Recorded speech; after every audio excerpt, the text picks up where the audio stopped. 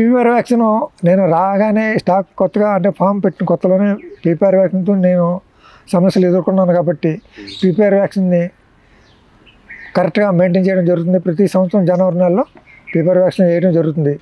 తర్వాత నేను కొత్త స్టాకు బక్రీద్ టైంలో కొత్త స్టాక్ తీసుకొచ్చినప్పుడు వ్యాక్సిన్ వేసిందా లేదా అని అడిగితే 1-2 సార్లు అడిగితే ఆ రైతు వ్యాక్సిన్ వేసింది, పీపీఆర్ వ్యాక్సిన్ వేయడం జరిగింది అని చెప్పడం వల్ల నేను వ్యాక్సిన్ వేయడం జరగలేదు కొత్త స్టాక్కి.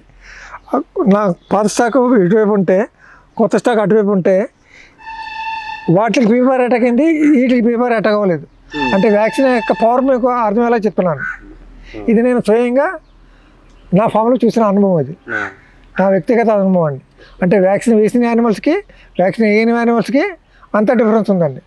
అందువల్ల మనం వ్యాక్సిన్ వేసినప్పుడు కొత్త యానిమల్స్ కలపకూడదు, మన ఫామ్లోకి తీసుకురాకూడదు. కానీ బక్రీద్ టైంలో బిజినెస్ ఎక్కువ ఉంటుంది కాబట్టి కొత్త స్టాక్ రావడం జరిగింది. అది మనకు సప్లై చేసిన రైతు వ్యాక్సిన్ వేయడం జరిగిందని చెప్పడం వల్ల నేను దానికి కొత్త స్టాక్ వ్యాక్సిన్ వేయలేదు, కానీ దానికి పీపీఆర్ అటాక్ అయింది. అంటే అతను వేసిన వ్యాక్సిన్ సరిగ్గా పనిచేసి ఉండకపోవచ్చు, లేకపోతే ఒక వ్యాక్సిన్ బదులు ఇంకో వ్యాక్సిన్ చెప్పవచ్చు. అతను పొరపాటున ఒక వ్యాక్సిన్ వేసి ఇంకో వ్యాక్సిన్ పీపీఆర్ వేసానని చెప్పొచ్చు, అతను తెలియక అది బై మిస్టేక్ చెప్పి ఉండొచ్చు. అతను కావాలని చేసింది, ఇంటెన్షన్గా చేసింది మాత్రం కాదు. కానీ అనుభవం నేను నష్టపోవాల్సి వచ్చింది.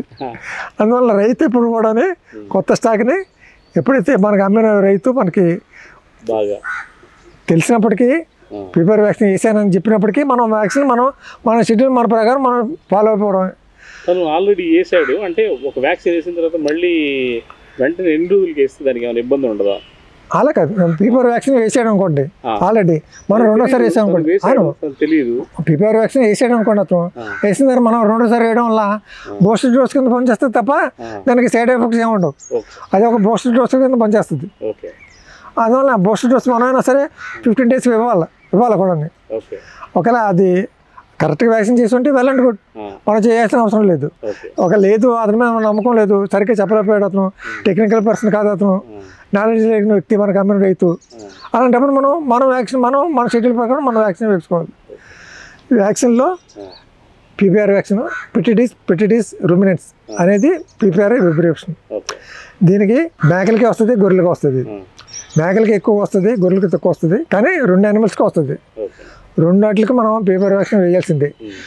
తర్వాత ఈటీ ఎంట్రియోటాక్సిమియా అనేది వ్యాధి, తర్వాత హెచ్ఎస్ హెమోరేజిక్ సెప్టిసిమియా ఏమండి, ఇది నిమోనియా, తర్వాత ఆంథ్రాక్స్ అనేది మన దగ్గర ప్రతి సంవత్సరం రాదు, వచ్చినప్పుడు మాత్రం ఆంథ్రాక్స్ మనం ఇవ్వాలి. కానీ దానికి నాకు తెలిసినంతవరకు ఆంథ్రాక్స్ వ్యాక్సిన్ లేదని అనుకుంటున్నాను నేను, ట్రీట్మెంట్ ఒకటే. కానీ పీపీఆర్ ఉంది, షీప్ పాక్స్ ఉంది, గోట్ పాక్స్ ఉంది, బ్లూ టంగ్ ఉంది. వీటికి వ్యాక్సిన్స్ ఉన్నాయి. ఈ వ్యాక్సిన్స్ మనం టైం టు టైం కరెక్ట్గా వేసుకుంటే సంవత్సరం పొడవునా మనకి మన పేరెంట్ స్టాక్ కానివ్వండి, మన దగ్గర అమ్ముతున్న స్టాక్ కానీ మనకి ఎటువంటి ఇబ్బంది లేకుండా ఉంటుంది. దీంతో పాటు ప్రతి 3 నెలలకు ఒకసారి డివార్మింగ్ మందులు వాడాలి. డివార్మింగ్ మందు వాడిన ప్రతిసారి కూడా పేడ పరీక్ష చేయించి దానికి అనుగుణంగా కావాల్సిన మందు వాడాలి. ఇవి కాకుండా ఎక్స్టర్నల్ పారాసైట్స్కి, చర్మంలో ఏదైతే పారాసైట్స్ ఉంటాయో వాటి కోసం బుటాక్స్ అనే మందు మనం వాటి మీద బాడీ మీద స్ప్రే చేయాల్సి ఉంటుంది. లేదా డిప్పింగ్ మెథడ్ ఉంది, యానిమల్ మొత్తం మందు నీళ్ళలో ముంచి తీయడం, అలాగనే చేయొచ్చు. లేదంటే స్ప్రేయర్ తోటి బాడీ అంతా తడిసేలాగా స్ప్రే చేసినా సరిపోద్ది. ఇవి ప్రతి 3 నెలలకు ఒకసారి డివార్మింగ్ మందులు, 6 నెలలకు ఒకసారి బొటాక్స్ మందు స్ప్రే చేయడం ఎక్స్టర్నల్ పారాసైట్ కోసం, ఇంటర్నల్ పారాసైట్ కోసం ఆ ట్రీట్మెంట్ డివార్మింగ్, ఎక్స్టర్నల్ పారాసైట్ కోసం బొటాక్స్ మందు బాడీ మీద స్ప్రే చేయడం. వ్యాక్సిన్స్ ఈ 6-7 వ్యాక్సిన్లు ఏవైతే ఉన్నాయో అవి టైం టు టైం చేసుకుంటే మనకి ప్రాణాంతకమైన వ్యాధులు రాకుండా ఉంటుంది. తర్వాత నార్మల్గా వచ్చే జ్వరం కానీ లూజ్ మోషన్స్ కానీ అలాంటివి ఏమైనా ఉంటే ఎనిమిక్గా ఉండడం కానీ అవి జరిగితే మనం వాటికి ట్రీట్మెంట్ చేసుకుంటే సరిపోతుంది. 1 రోజు 2 రోజులు ఒక ఇంజెక్షన్ కానీ 2 టాబ్లెట్లు కానీ వాడితే సరిపోతుంది. అంతే తప్ప ప్రాణం తీసేంత మోర్టాలిటీ వచ్చేసేంత ఇబ్బంది లేకుండా ఉంటుంది మనకి. ఒకే పద్ధతిలో చేస్తారా, మీరు మారుస్తారా? ఏమేమి ఇస్తారు డివార్మింగ్లో మీరు? డివామ్లో చాలా రకాల మందులు ఉన్నాయండి. అందులో నులి పురుగులకి, బద్దివర్మ్స్, డేవామ్స్కి, లివర్ ఫ్లూస్కి రకరకాల మందులు ఉన్నాయి. అందువల్ల మనం డివామ్ చేసే ముందు 2 రోజుల ముందు మన పేడ పరీక్ష చేయించాలి. పేడ పరీక్ష చేయించి ఆ రిపోర్ట్ ఆధారంగా మనం మందు వాడుకుంటే బాగుంటుంది. లేదా పేడ పరీక్ష చేయడానికి మనకు అవకాశం లేదు, మనకి హాస్పిటల్ ఎక్కడ దూరంగా ఉంది, మనకు అందుబాటులో లేని ఇంటీరియర్లో ఉన్నాం మన ఫాము అని అనుకున్నప్పుడు ఈసారి వాడిన మందు కాకుండా వేరేసారి ఇంకో రకం మందు వాడాలి. అలాగే ప్రతిసారి మందు మార్చుకుంటూ వాడుతుంటే మనకి సమస్య చాలా వరకు కంట్రోల్లో ఉంటుంది. ఓకే, దీంట్లో వచ్చేటప్పటికి సరైన పద్ధతులు మీరు రిఫర్ చేసే పద్ధతులు ఏంటి సార్? అది అల్లోపతి విధానంలో కానీ, ఆయుర్వేదిక్ కానీ, హోమియోలో కానీ మీరు సజెస్ట్ చేసేటువంటి న్యాచురల్ మెథడ్స్ ఏమైనా ఉన్నాయా సార్? ఇందులో న్యాచురల్ మెథడ్స్ అంటే నాకు తెలిసినంత వరకు అలోవేరా తోటి కూడా డివామ్ చేయొచ్చు అని విన్నాను, కానీ నేను పాటించలేదు, నేను చూడలేదు. కానీ నాకు తెలిసిన విషయం అది. డివామ్ ఒకటే కాదండి, డివామ్ కాకుండా వీటికి వచ్చే వ్యాధులు కూడా, జ్వరాలు కానివ్వండి, లేకపోతే లూజ్ మోషన్స్ కానివ్వండి, ఏదైనా సరే ఆయుర్వేదంలో వాడచ్చు మెడిసిన్స్, నెక్స్ట్ హోమియోపతి వాడచ్చు, ఇంగ్లీష్ మెడిసిన్ కూడా వాడచ్చు. అది తెలుసుకొని కరెక్ట్గా ఏ మెడిసిన్ దేనికి వాడాలని తెలుసుకొని వాడడం మంచిది. ఇంకా సార్ మనకి ఓవరాల్గా వచ్చి ప్రధానమైనటువంటి సమస్య గొర్రెల్లో ఏముంటుంది, మేకల్లో ఏముంటుంది సార్? ప్రధాన సమస్య సీజనల్గా, అది చలికాలం కానివ్వండి, వర్షాకాలం కానివ్వండి, ఎండాకాలం కానివ్వండి. గొర్రెలు మేకలకి వచ్చే వ్యాధులు వీటికి ఫుడ్ హ్యాబిట్స్ వేరువేరుగా ఉంటాయండి. మేకలేమో కొద్దిగా నాటిగా ఉండి నేల మీద గడ్డి తినడం కంటే మొక్కలు తల పైకెత్తి తినడానికే ఎక్కువగా అలవాటు పడి ఉంటాయి, ఎక్కువగా ఇష్టపడతాయి. మేకలు కొద్దిగా నాటిగా, కొద్దిగా అల్లరి చిల్లరగా ఉంటాయి, యాక్టివ్నెస్ ఎక్కువ. అది గొర్రెలు అయితే నేల మీద గడ్డి మాత్రం తింటూ తల ఉంచుకొని గుంపుగా ఉండడానికి ఇష్టపడతాయి. ఇవి 2 వాటి యొక్క నేచర్ అండి. 100 గొర్రెలను పెంచడం చాలా ఈజీ, హ్యాండిల్ చేయడం కూడా చాలా ఈజీ. ఒక 20 మేకలు పెంచడం చాలా కష్టం. అంటే ఒక మనిషి బాగా అలవాటు ఉంటేనే కానీ 20 మేకలు మెయింటైన్ చేయలేరు. అంటే నాటిగా ఉండి ఒక 4 మేకలు ఇటు పరిగెడతాయి, 4 మేకలు ఇటు పరిగెడతాయి, ఒక మొక్కనే లాగుతుంటాయి, ఒక కాలు పైకి ఎత్తే ఇంకో మొక్కనే పాటు చేయడం చూస్తుంటాయి. అలా ఆ టైపు నేచరు. అంటే ఎక్కువగా చెట్ల ఆకులు తినడానికి ఇష్టపడతాయి మేకలు, గడ్డి మాత్రం ఉంటే సరిపోతుంది గొర్రెలకి. ఇవి వాటికి ఫీడింగ్ హ్యాబిట్స్ సపరేట్. కొత్తగా ఈ ఫామ్లోకి వచ్చే వాళ్ళు ఎవరైనా ఉంటే గొర్రెలతో స్టార్ట్ చేయడం చాలా మంచిది.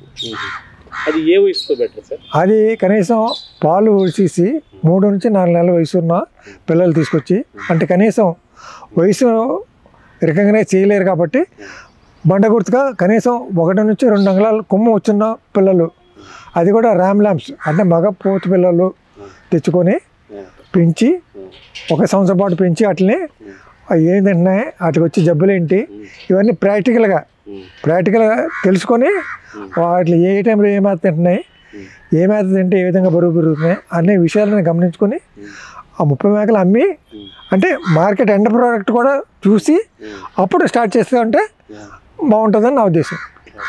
అంతే తప్పితే మనం 30 మేకలకి ఇంత లాభం వస్తుంది కాబట్టి 100 మేకలకైతే ఇంత లాభం వస్తుంది అని ఇంటూ కొట్టి ఇంటూలు ప్లస్లు మనకు పని చేయవు. ఇందులో మన క్యాలిక్యులేషన్లో మైనస్లు డివైడెడ్ బై కూడా ఉంటాయి. ఆ విషయం తెలుసుకోవాలి. ఒక రైతు నేను ఇన్ని మేకలు పెంచి ₹1,00,000 సంపాదించాను, ఆదాయం వచ్చింది నాకు అంటే అతను చాలా కష్టపడి ఉంటాడు. అతను తెరవనకి చేసిన కష్టం మనం చూడం. ఆ 5 గంట చెప్పిన ₹1,00,000 కనబడుతుంటాం మనకి.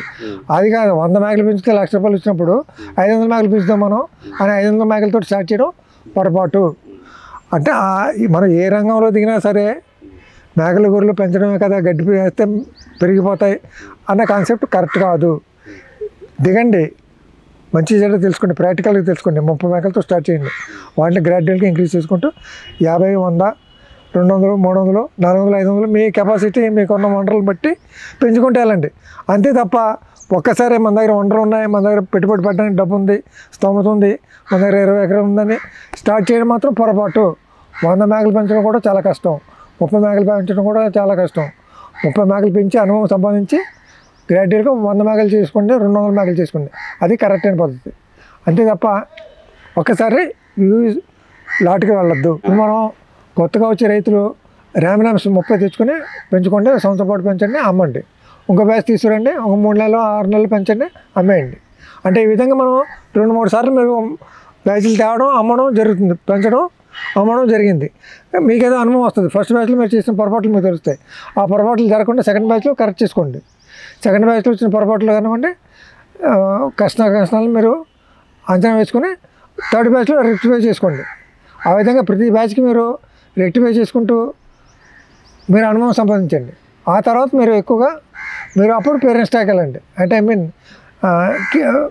ఫిమేల్స్ని పెట్టుకోండి. ఫిమేల్స్ పెట్టుకుంటే ఫిమేల్స్ని క్రాస్ చేయించడం, అట్లా కిడ్స్ రావడం, కిడ్స్ పెంచడం, వాటిని పెంచడం, అంటే కనీసం 2 సంవత్సరాల వరకు మీకు ఇన్కమ్ లేకుండా ఉంటుంది పేరెంట్స్ స్టాక్ మెయింటైన్ చేసినప్పుడు. కానీ ర్యామ్లమ్స్ పెంచుకుంటే ప్రతి 4 నెలలకి 6 నెలలకి మనకి ఇన్కమ్ అనేది జనరేట్ అవుతూ ఉంటుంది. మీకు వాటి మీద అవగాహన వస్తుంది. దాని తర్వాత నెమ్మదిగా మీకు అనుభవం వచ్చిన తర్వాత మీకు ఏ విధంగా సూట్ అవుతుందో ఆ విధంగా మీరు ముందుకెళ్ళడం మంచిది నా ఉద్దేశం.